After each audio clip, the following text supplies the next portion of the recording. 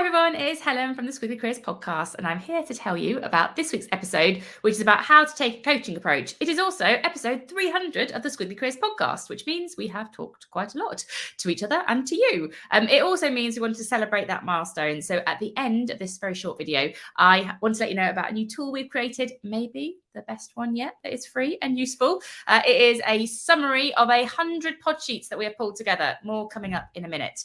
But first of all, this topic, why is it an important one to listen to? Why is it an important skill to learn? Well, in our squiggly careers, we will at times all face what we call a knotty moment.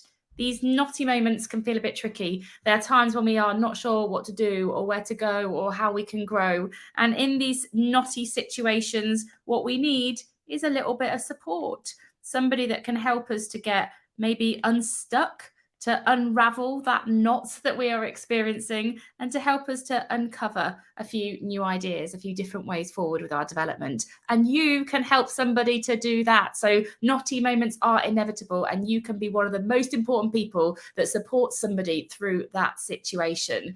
And it is a skill, we can all learn it, whether you're a manager, a mentor, or whether you just got a colleague that you want to support through something that's feeling a bit tricky. Taking a coaching approach is the way that you can do that.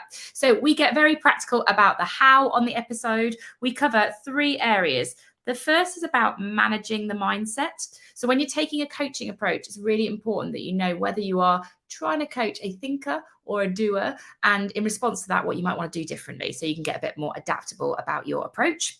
The second thing that we talk about is the core coaching skill set. So we make listening and questioning really practical in the episode, give you loads of tips and tools to try out. You don't have to be a coach to do this. You can learn to do it if you develop these skills. And actually, you can use those in lots of other parts of your career as well. And then the last thing we talk about in terms of the toolkit is a framework. It's one of my favorite frameworks. It is the coach framework, and it is a framework to follow when you are having a coaching conversation with somebody. It gives you a really useful structure so that you can find your flow in a conversation. It doesn't feel like it's going all over the place. So hopefully you will find it useful. It's what we talk about on our workshops. It's what we do in lots of the career conversations that we have as well. So hopefully you'll benefit a bit from it.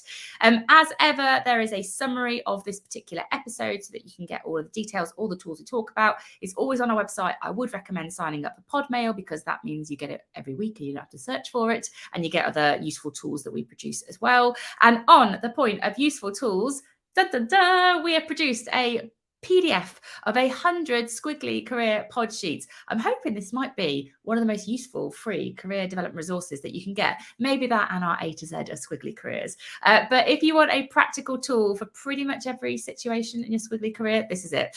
We will put the link below so that you can download it. Please share it with other people. Use it in your companies. You could pick a page for a team meeting. You could use a topic to talk about in a career community. It's there for you. We would love to know how you use it because we put quite a lot of time and effort into it, and we'd love to know that people get value from it. But that is it from me this week. Do let us know if you listen and you give the coach approach a go, and we're back next week with another episode.